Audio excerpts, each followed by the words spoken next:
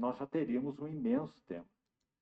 Mas meu encargo é especificamente falar sobre os fundamentos desta realidade espiritual. Ou seja, em outras palavras, sobre o que a casa de Deus se assenta.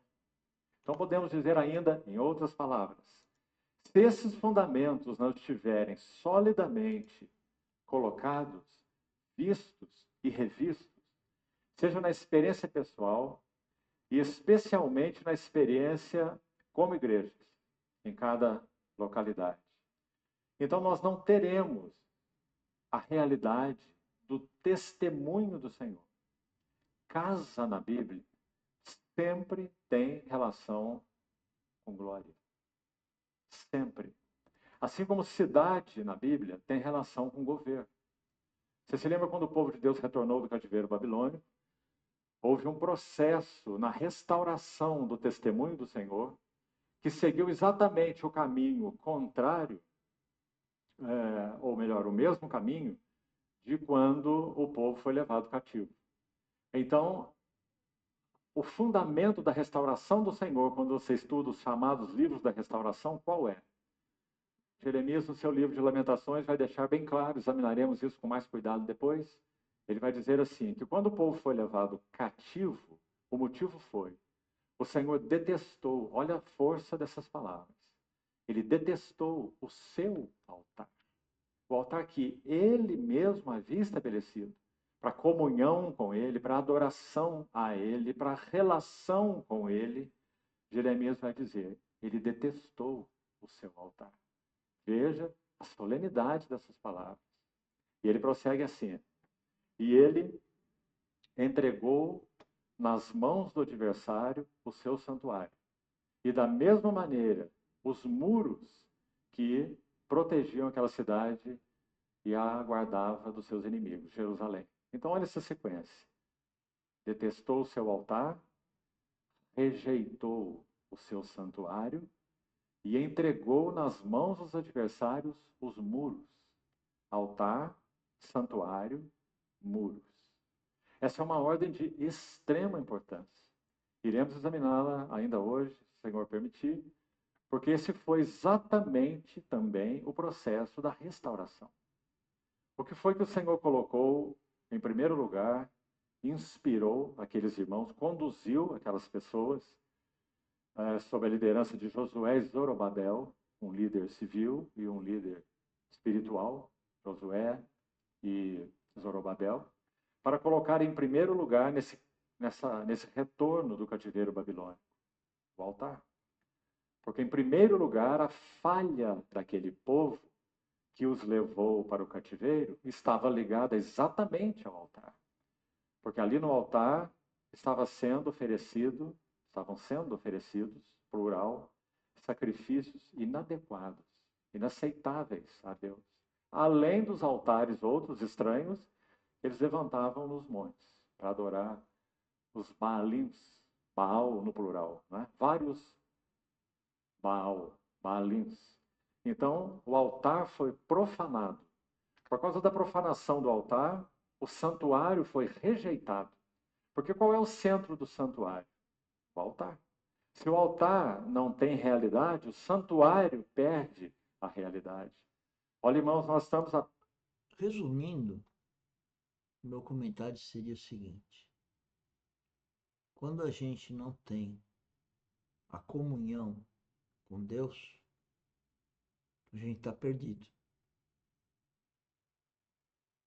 Isso é espiritual. E quando aqui na academia nós falamos em vida espiritual, é esse relacionamento com o Pai Celestial. E isso só se inicia com o novo nascimento.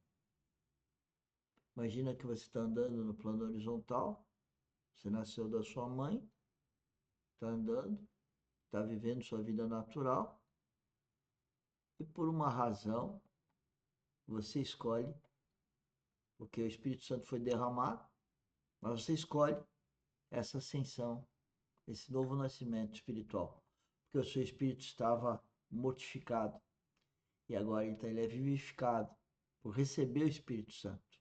E aí você passa a ter uma vida espiritual e você vai passar a estar em comunhão com Deus. Aí começa um processo que amanhã, que é o dia que a gente trata da mentoria, na mentoria da transformação da mente, para transformar o caráter e a conduta, a imagem e semelhança de Cristo, cada vez mais. É um processo. Qualquer um pode ter. É só realmente resolver morrer com Cristo, nascer com Cristo, ser guiado pelo Espírito Santo. E para isso é só procurar Deus e pedir de coração que Ele te recebe. Eu falo em nome do Filho dele, porque está escrito na Bíblia. Apenas lançando umas sementes aqui. Nós vamos ter que entrar nelas com mais cuidado, para entender esses princípios que estamos colocando aqui. Mas essa relação é tão íntima, é tão profunda, é tão séria. Se Deus não é satisfeito no altar, o santuário é entregue, é rejeitado, entregue a inimigos. E se altar é rejeitado, se santuário é rejeitado, então, como consequência, os muros caem. Então, os inimigos assolaram os muros de Jerusalém, colocaram abaixo, queimaram as portas, e Jeremias, nesse livro, lamenta toda essa destruição, com uma palavrinha na língua hebraica que aparece algumas vezes nesse livro. E aqui, nas nossas versões, ela é traduzida como uma palavra de espanto, de admiração, com uma exclamação à frente. É a palavra como. O livro abre com essa palavra, se você voltar ao capítulo 1. Veja, a primeira palavra do livro. Como jaz solitária a cidade outrora populosa. Está vendo esse como aí? Olha de novo no capítulo 2, o primeiro verso. Como cobriu o Senhor de nuvens, na sua ira, a filha de Sião. Está vendo o ponto de exclamação aí, à frente de Sião? Olha de novo no capítulo 4, verso 1. Como se escureceu o ouro. E veja aí de novo o ponto de exclamação. Um espanto, um assombro. Como, mais uma vez, nesse verso, como se mudou o ouro refinado. Terceira vez, como estão espalhadas as pedras do santuário pelas esquinas de todas as ruas. Mais um ponto de exclamação. Então, os irmãos estão vendo qual é a carga desse livro? Quando reunimos esses versos, a carga do livro está muito clara. Jeremias está assombrado. Jeremias está... Assim como Jeremias estava assombrado, eu estou assombrado. É muito difícil ver o mundo, ver as pessoas amadas no mundo, dia a dia, que não conseguem ver